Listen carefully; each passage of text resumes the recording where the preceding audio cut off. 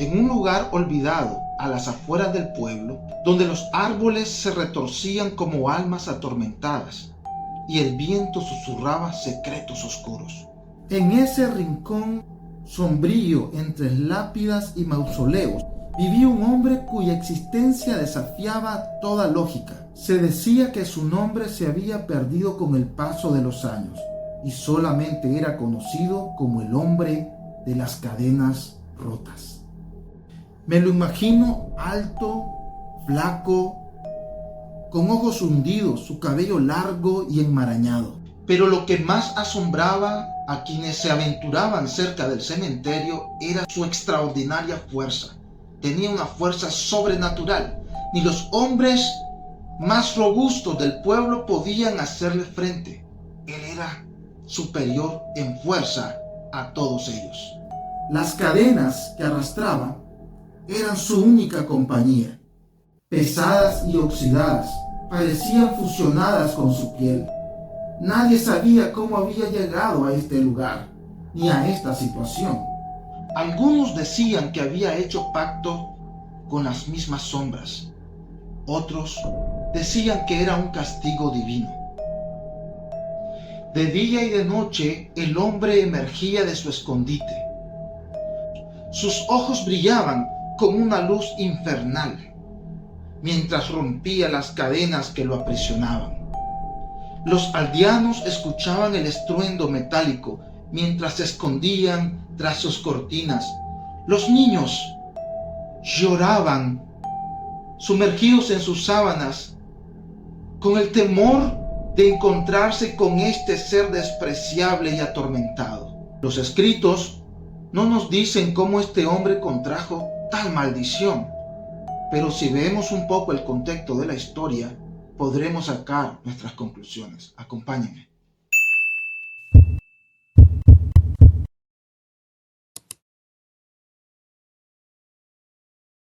Este desafortunado hombre vivía en una región llamada Gadara. Gadara a su vez formaba parte de Decápolis. Aunque Decápolis estaba en una región poblada por pueblos semíticos, su cultura y organización política estaban plenamente influenciadas por la cultura y tradición greco-romana. No eran ciudades griegas originalmente, sino que compartían muchos aspectos culturales y administrativos con el mundo helenístico y romano. Esta región se sitúa al oriente del Mar de Galilea, es decir, que este territorio era gentil, no judío. Su cultura era esencialmente griega.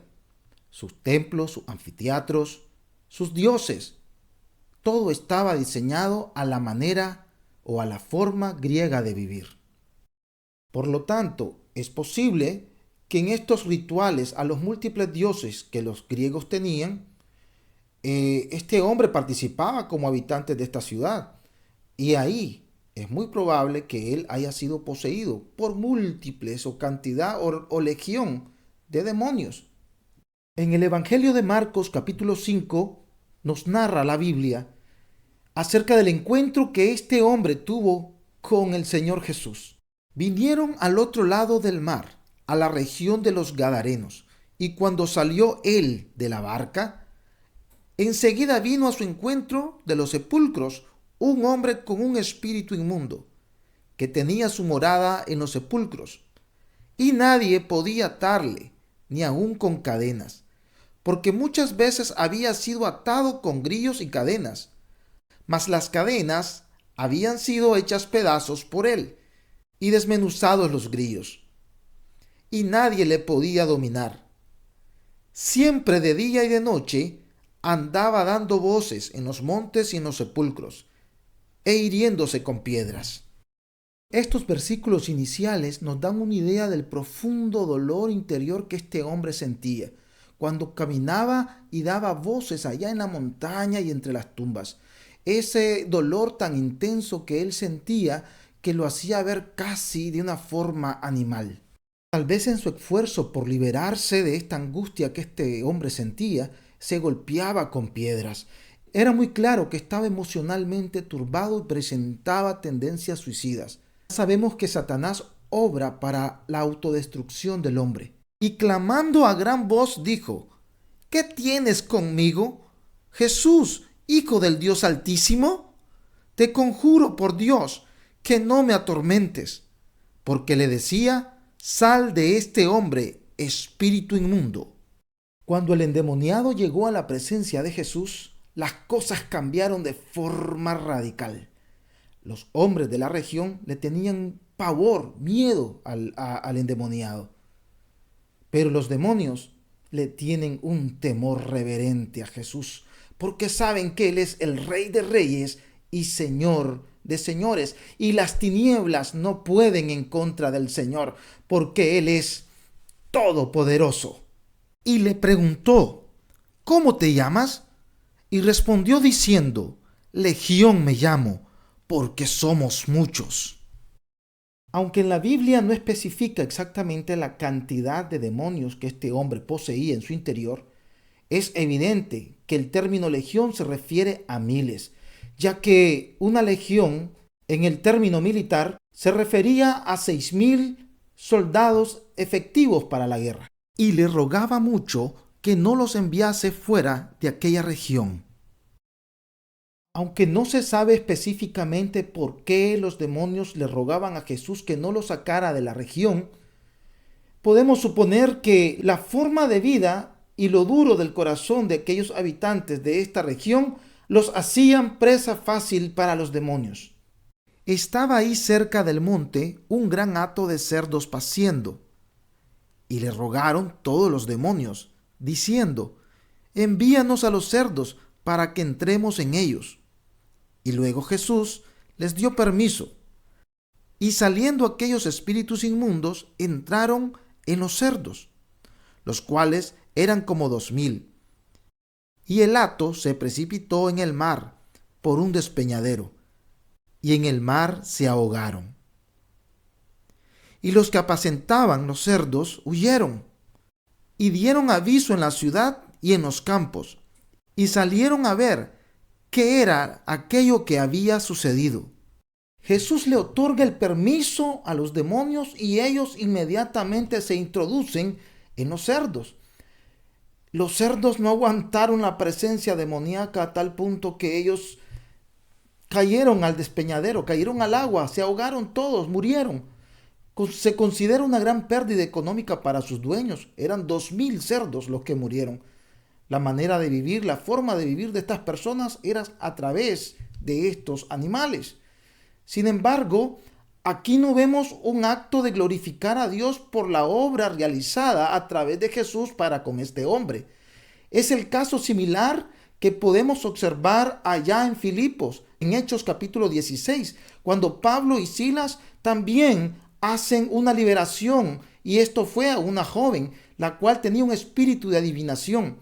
Esto causó de que Pablo y Silas más bien fueran encarcelados. Este suceso causó de que en vez de darle gloria a Dios por el hecho de que esta joven fue liberada, lo que ocurrió fue enojo de parte de los dueños, porque esto vino a ser una pérdida económica para ellos. Vienen a Jesús y ven al que había sido atormentado del demonio y que había tenido la legión sentado, vestido y en su juicio cabal, y tuvieron miedo. Y les contaron los que lo habían visto cómo le había acontecido al que había tenido el demonio y lo de los cerdos, y comenzaron a rogarle que se fuera de sus contornos. Ahora lo encuentran sentado junto al Señor, vestido y en su juicio cabal. Es que definitivamente que cuando Jesús llega a un lugar las cosas tienen que cambiar. Jesús llega donde nadie más puede llegar, llega al alma, al corazón y da libertad a aquel que está cautivo. El Señor llega donde el gobierno no puede llegar, donde la asistencia social tampoco puede hacer nada, donde los psiquiatras, los psicólogos, donde ellos no pueden hacer nada. Jesús sí puede hacerlo todo, porque Él es el dador de la vida. Él es aquel que saca tu vida de la desesperación, del lodo cenagoso. Es aquel que rompe las cadenas del que está cautivo por el pecado y la maldad. Al entrar él en la barca, el que había estado endemoniado le rogaba que le dejase estar con él. Mas Jesús no se lo permitió, sino que le dijo: vete a tu casa, a los tuyos, y cuéntales cuán grandes cosas el Señor ha hecho contigo y cómo ha tenido misericordia de ti. Y se fue y comenzó a publicar en Decápolis cuán grandes cosas había hecho Jesús con él, y todos se maravillaban.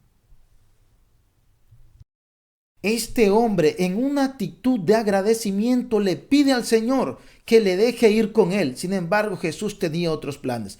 Recuerden ustedes que las personas habitantes de toda esa área le rogaron a Jesús que se fuera de allí porque tenían miedo.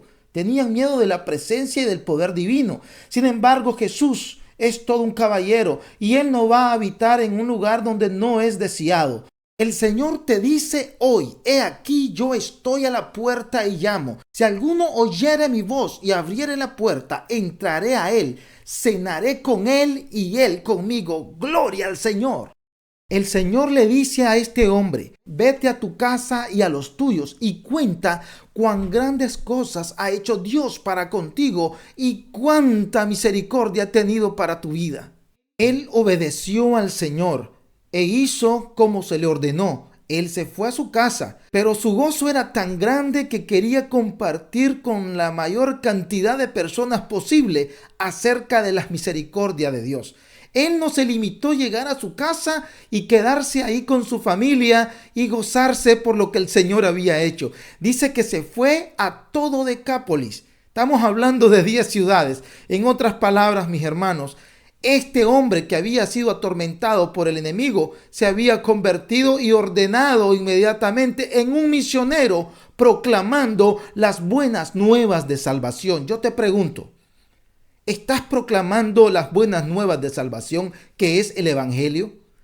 ¿Estás hablando en tus redes sociales acerca del cambio interno que el Señor ha hecho en tu vida? ¿O te da vergüenza hacerlo? Las redes sociales serán para otras cosas, o solamente en la iglesia puedes testificar de que amas al Señor, que Él ha hecho un cambio en tu vida. Testificar acerca del Señor es un acto de agradecimiento que debemos de tener todos aquellos que decimos que hemos sido lavados por la sangre del Cordero. Claro, en la iglesia es fácil ser cristiano. En la iglesia es muy fácil cantar y alabar a Dios. Sin embargo, en el colegio, en la universidad, en el trabajo, en tu barrio, es difícil porque tenemos una gran nube de testigos encima de nosotros. Y cada vez que vamos a la iglesia con la Biblia o nos ven en algún culto, en alguna reunión cristiana, volvemos a ver para todas partes para ver si hay alguien conocido, porque a veces nos avergonzamos. ¿Sabes por qué? Porque estamos dando un mal testimonio. Sin embargo, el Señor es tan misericordioso de que solamente basta con decirle: Señor, perdóname, aquí estoy y quiero hacer tu voluntad. Probablemente tu caso no ha sido tan extremo como este hombre que estaba lleno de demonios y vivía en el cementerio. Quiero decirte de que siempre hay un motivo por el cual agradecer a Dios. Y yo te aseguro de que vos tenés más que uno, al igual que yo. Igual que yo, igual que vos, éramos pecadores. En mi país hay un dicho que dice: a Dios no hay que tocarle con la mano sucia. Yo te digo todo lo contrario, porque ese dicho no es nada bíblico. Entre más sucio estés, entre más lleno de pecado estés, hay que acudir lo más pronto posible a la misericordia y al perdón del Señor. No existe ningún detergente, ningún cloro, ninguna lejía, ningún jabón que pueda lavar tus pecados. Solamente la sangre de Cristo puede hacerlo. Y déjame decirte que en una actitud de agradecimiento, tanto vos como yo tenemos que proclamar el Evangelio y tenemos que dar testimonio de ese cambio verdadero que Jesús ha hecho en nuestras vidas. Quiero orar por vos en este momento para que el Señor sea liberándote de cualquier esclavitud de pecado que aún existe en tu vida.